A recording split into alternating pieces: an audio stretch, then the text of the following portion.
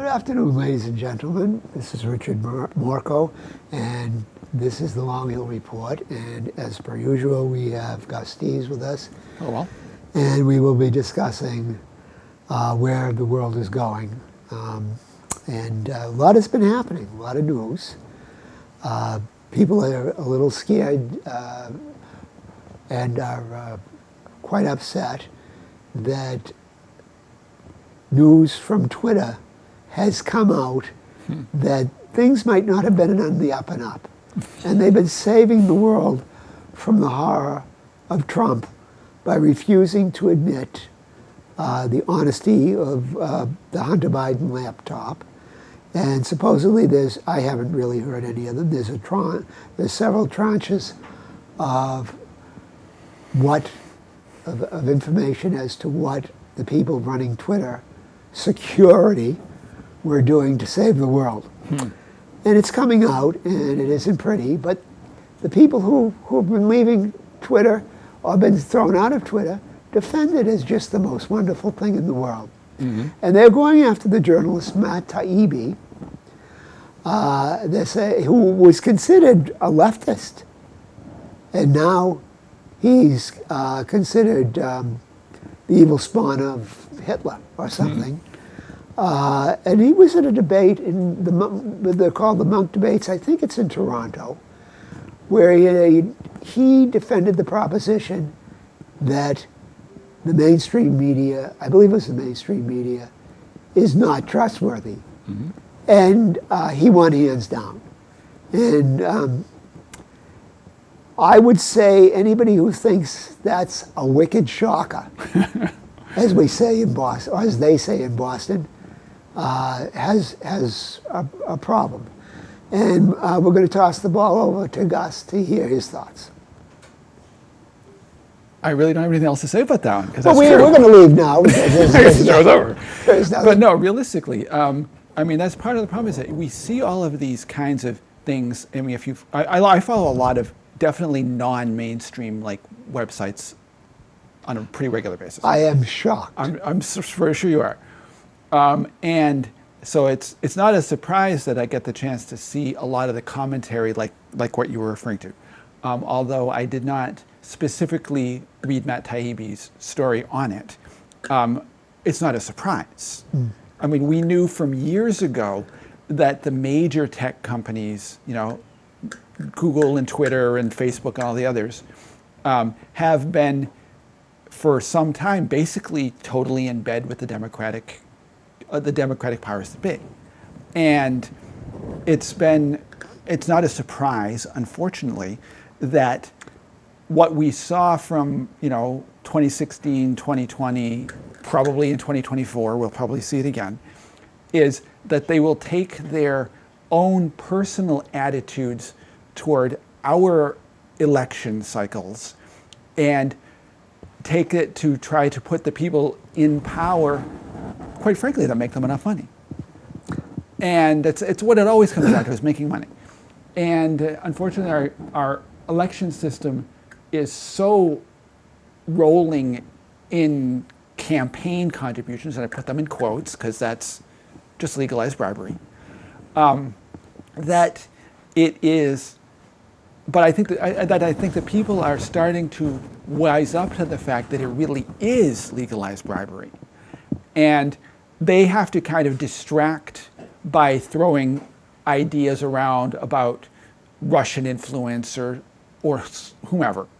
I think it's interesting that they never actually raise the flag of influence that is corporate. They never raise the flag of influence from other countries, except the ones that happen to be our enemy du jour, Russia or China primarily.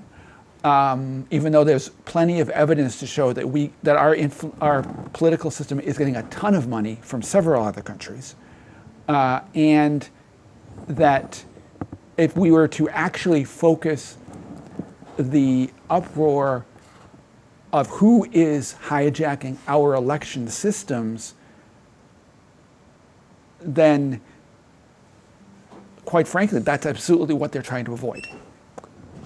Well, you remember the the Russiagate, when probably the two most repeated words in the hearings and on the nightly news of when people were asked for comment were our democracy, Right.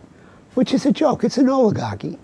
Right. Probably no system is not an oligarchy eventually, but our system is certainly an oligarchy. Yep. That people like that, Wilson, Fiona, I shouldn't say that, I could get in trouble. Fiona Hill, Oh, okay. LA Democracy in her lovely, upcountry Brit accent, Adam Schiff, Chuck Schumer, Yeah. Nancy Pelosi, our democracy, that they have no shame. No, they don't. Have no shame.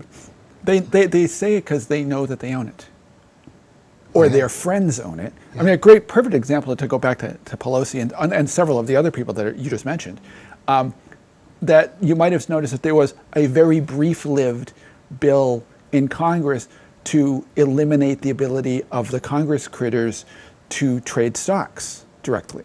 Yeah, Of course, that died really fast. that was a nanosecond until it, Exactly. until it sunk beneath the waves. Exactly. And because that would be like the last kind of reform that they would ever want to do for themselves. Yeah, It's a let the peons be controlled. We'll do whatever we want. of course, of course, Of course. Yeah, Cromwell and Sullivan, hire them as your lawyers, and they will tell you what to do, Yeah. and then they will tell you how to get what you want. One other, departing from that for just a little, anyway, former President Trump kind of jumped the shark for the last time. Now, he was kind of declining. Obviously, he didn't. His troop didn't win in Georgia yesterday, Right. but he said, what was done to me was so egregious that we have to abrogate the Constitution. Right. And truly, that was not I don't know. People will attack and say he's the stupidest person ever. That was truly dumb. He hasn't Yeah. gotten where he is up to this point by not having some shrewdness anyway. Well, He there's got between to- shrewdness and intelligence, Well, maybe, but he's definitely a shrewd player. But, He's a well-known, very accomplished con man. but he, Carnival Barker. he said that under these circumstances to abrogate the Constitution. Now, I don't know if anybody else in this room has, but I took an oath to uphold and defend the Constitution. Probably was a mistake to sign a dotted line there. Yeah. But my enlistment was a certain time period. Right. But as I said, the words of what I swore didn't have a time frame. I figure I'm kind of stuck by that. Even though I think the Constitution is a very flawed document. Yeah. And the only way I would coup d'etat, would never be part of, but I would love to be part of a constitutional Convention. not convention. Well, convention would be crazy. The convention worked in the when the founders did it because it was a small clique, and they could write what they wanted. If we have a constitution or convention and it's open to everybody, you'll have, and in the 125th Amendment, everybody has to change their underwear twice a day. Any nut can get into that. So, but some framework that could go back to my favorite, the Articles of Confederation. Okay. But what he did was egregious. But nobody is remembering, Obama said, it's just a piece of paper. And nobody said anything about that. Now, presidents every day, not just Trump, they break the Constitution. Oh, they do it all the time. And nobody says anything. Well, I think the problem is it's not that nobody says anything. It's that the people who say something don't get listened to. Well, nobody's do it. I mean, look at how many people were complaining about the fact that the Patriot Act was a blatant violation of the Constitution back in 2002, whichever year it was passed. And we saw the really obvious exposure of blatantly anti-constitutional activity and war crimes by WikiLeaks. We hear a lot of propaganda from some of the mainstream. Were doing the war crimes. No, the they were doing the exposure. And they were exposing. They were exposing, which is a crime they were in exposing. America. It's not if you don't actually steal the documents. And he didn't. No, he didn't. Exactly, that's my point. He didn't. He was not a spy. He was not the criminal. He's a journalist. He's not the He's criminal. being treated like a criminal. Yeah. But the problem is, and my point is that there's a whole bunch of people today, there was, over the years, have been dogpiling on Julian Assange and several other whistleblower-type journalists who have exposed these kinds of violations. And they will like poo-poo them and criticize them and want them to get basically killed, if possible, because they're basically making them, the Julian Assanges of the world are making the mainstream media journalists, and I put the word in quotes almost, he makes them look in the mirror, and I think sometimes they don't like what they see. I would hope that they have enough conscience to recognize that.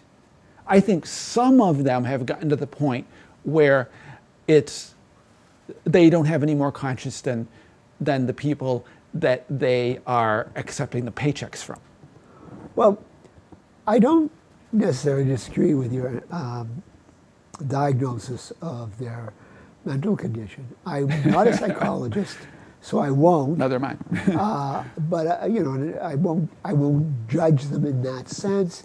I say a heck of a lot of them believe they are the saints doing the Lord's work. Some of them do.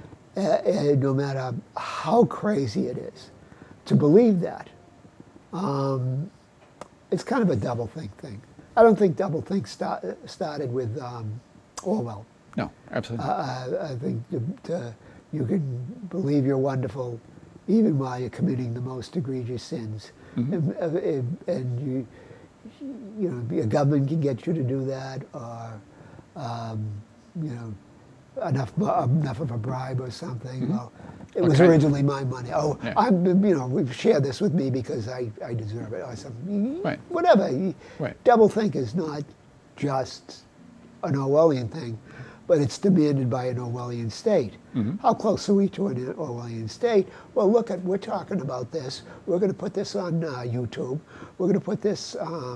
We'll have it will be made into a podcast, mm-hmm. And nobody's. I'm not suspecting. Hear the knock on the door in the middle of the night. So where are we in that? Some people have said, well, they're actually it's Brave New World type Aldous Huxley state where everything is beautiful. I think it's more of an issue of that maybe the ideas that both of those people and various other dystopian futurists have come up with over the years are all close to reality, but they haven't quite necessarily materialized.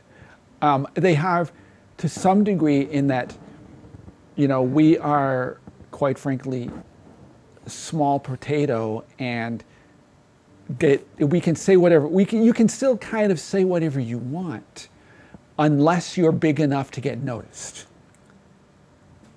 And that's why the Matt Taibbis and the Julian Assanges of the world get dogpiled on, because they're big enough to get noticed.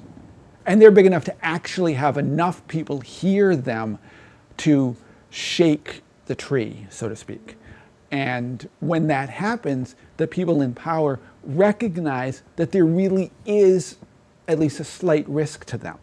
And therefore they will go after the ones who are saying the truth. Do you know when Assange, they really first started to go after him was the thing he exposed of the killing in Iraq. of the helicopter Yeah, killing the people. right. That was beyond the pale for them. And that's how it snowballed. That's how he got to be noticed. Oh yeah, absolutely. And And- it's not because he exposed it. Let me rephrase it. It's because he exposed it, not because the people who were doing the killing, weren't wrong, because they were. Yeah. And he was right to say that this is wrong. The problem is the ones who are running the show have absolutely no qualms about killing people. That's a big part of the problem. Getting found out. We're getting to the point of But being getting- sociopathic. They're sociopathic in many Getting respects. found out. And it's not even that they honestly, it's not even they care, because I don't think they fear that they will get They don't, but they, end up in the Hague Tribunal or something, because they couldn't care less what they said, what they're the not law going, says. first of all, they're not going to anyway. They're not. But and you raised some good question about why. But that was the thing that really ticked them off. Yeah. And why did it tick them off when you think they are, what is their problem with that? Because they're not facing big consequences. None of them have faced any consequences that I know of. Absolutely not. So why are they so ticked off at Assange? I mean, there's other people who have, who have exposed stuff. And many of them get prosecuted too. Some of them got away with it. Some of them Sure. had enough public support to stand up and say, "This is the truth. We publish it. This is the truth." Of course, I think a big part of it was, for example, was Daniel Ellsberg, back in the Nixon administration. But that was in the day when the mainstream media was on his side. Exactly. Yeah. And that's the big difference right there, is that the mainstream media has become a lapdog of corporate interests and the government. I mean, it is we no longer have a truly free media. Okay. We have a largely propaganda major media. I think there's some true freedom in the media at the lower levels, but often it is still being more or less suppressed by the fact that they can't get any circulation, and that they're still owned by branches of one giant corporation or another. So it ends up being more of an advertising publicity thing than it is about actual politics. But when you get to the upper levels of the media, they've become pretty much totally Micmac lapdogs. You recognize the reference for that, right? Military-industrial complex. Well, it's a what was his name? Was it Ray McGovern, who commented the Micmac military-industrial congressional intelligence Academic. media academic think tank complex. Yeah. That's what it was. The really I long actually word. wrote it in my book. I called it the complex. Yeah. It's It's a lot easier to remember that way. And I get any recognition? No. Well, so it's a long way from stopping. Unfortunately. But they're it's almost a closed circle. Like in that in Wellesley, it's respected. In Dover, it's respected. On Beacon Hill, well, that's right. Out in Brookline, it's loved.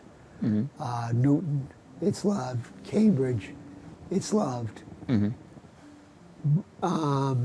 Parts of Worcester, but not much, and people. I don't, how they can keep outside of that area. I know, like McGovern's from Worcester. How they can keep a McGovern, electing a McGovern, who is just part of that.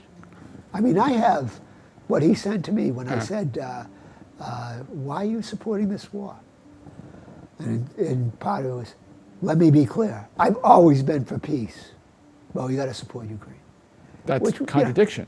But you know what? Well, he was opposed by a character Yeah. in the election. Not a bad person, but just somebody who really did, probably supported the war as well. Yeah, well, that's part of the problem, is But that there are very why few is there people no- out there who run for office who don't support the war Well, and get anywhere. but I mean, he's so hypocritical about Yeah. this. And he's considered a wonderful progressive. He's better than many of the others out there, but that's not saying much, unfortunately, when you get sucked into the Democratic machine. And he is definitely part of the Democratic Oh, machine. definitely. And he's been there forever. And He could he's, stop on a dime tomorrow, and if they change whatever policy they'll change, he will turn on a dime. If they came out, think about a really big Republican policy. Mm-hmm. If they came out for it, he would adapt. The problem is, I think the Democrats have adopted a lot of the old school Republican policies. They couch them in quasi-social democratic terminology sometimes. They couch them sometimes in terminology about rights and diversity and other stuff. But in fact, corporate corruption is still corporate corruption. And the fact that they're willing to send more and more military aid to Ukraine and Taiwan and 60 other countries, Israel and Saudi Arabia and various other places, and they're in the middle. We've got our government is currently in the middle of trying sort of to talk down a war between the Turks and the Kurds. Maybe, I'm not quite sure what's going on there, but we shouldn't even be there. Right. Well, Or in most of those other places, we shouldn't be there. I've made that point. You're talking. Absolutely. We have no reason to be there. We're only there because we're stealing their oil. In Syria, yeah, that's. Yeah. Or some resources in some other country. We pick country blank, resource blank. Are we there stealing it? Probably. Yeah. The only places we don't that are too big to steal it from. Yeah, exactly. Which is exactly the situation we're seeing in Ukraine right now. Is that we're trying to do it with the Russians, and they're standing up and saying, no, we're not going to let you do that. Well, I'm at a conflicted point here, because my definition of victory in the Ukraine war is America quitting NATO and coming home. So what is the only thing that will possibly cause that to happen, will be a collapse of the Ukraine military. And even then it probably wouldn't, because the administration is so crazy. Crazy, you got to be really crazy to make Trump look sane. Well, this is true. But I didn't think they succeeded in making Trump look sane. But I don't think Trump. You can be different kinds of crazy. What is crazy? We'll get to that discussion later. Right. But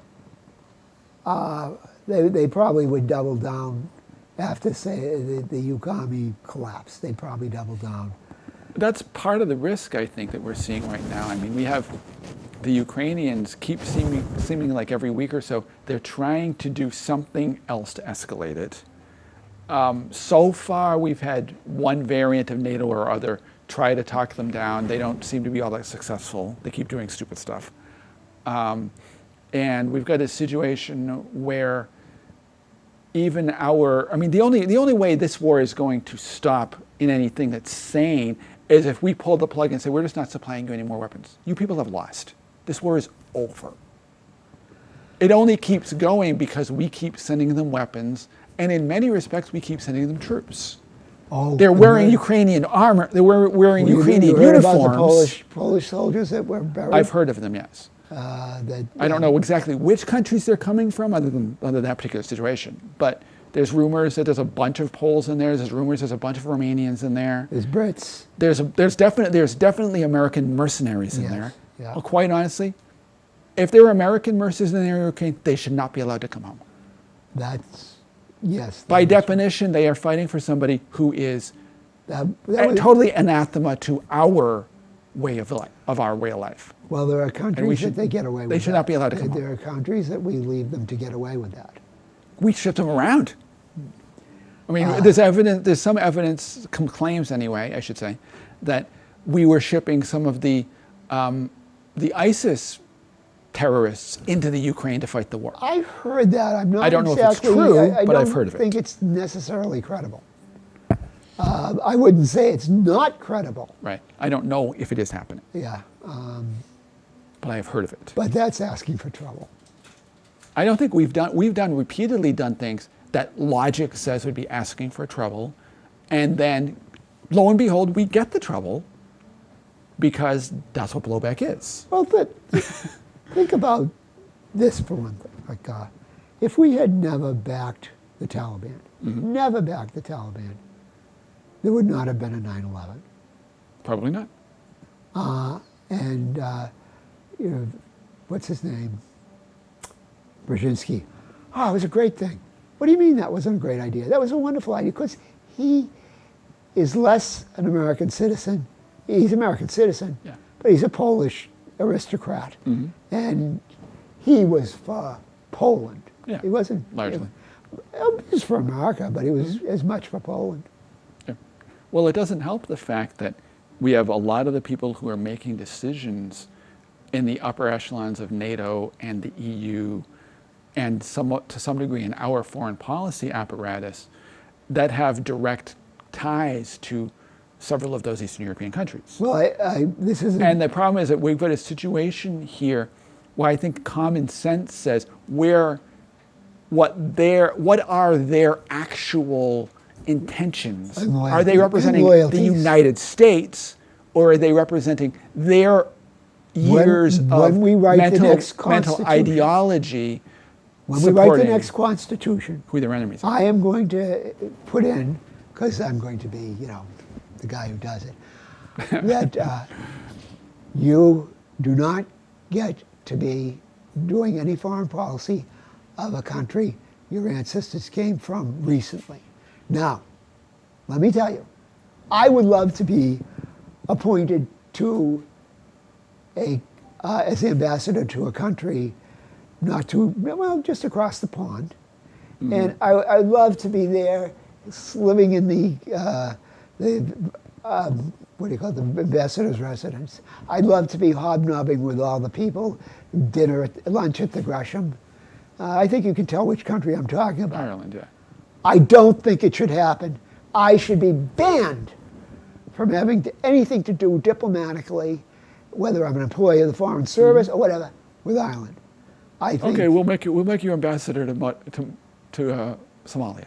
to Somalia, I would take it as a challenge. Of course, a country there would be a challenge, all right, because would take it as a challenge. Somalia basically doesn't exist as a But, country. And Brzezinski, when he signed up for the Foreign Services, you can have nothing to do with Poland. Absolutely nothing to do with Poland. It's kind of a catch-22 because I can understand wanting to have somebody in those areas that have some experience with the country, speak the language, and that kind of stuff. But our foreign service is not really good at keeping people who develop those kinds of experience in areas where they're actually helpful. Well, we got From what I understand. Well, you got a good or evil. The worse, the better, the lesser evil. Keep them out. It probably Keep 'em is. out. Train And, them. Train people who are good at languages to speak the language. Send them in there and have them rise from the bottom. I mean, I could learn Mongolian if I had to. Yeah, probably. Started Naturally. young enough. We'll just have one of those. We'll have one of Elon Musk's Neuralinks plugged into your brain, and you'll learn Mongolian that way. That will do. I mean, I think Asimov had one of those charts, one of his stories. That Probably. you could, you put the thing in your brain and that stuff. Well, our friends in the upper echelon of this organization want us to more or less cease and desist. So, thank you, Gus, and we'll see you next month. This has been the Long Hill Report. This is Richard Morchoe, and we want to thank Drew Anderson, our commanding officer over there. Happy Kwanzaa to everyone.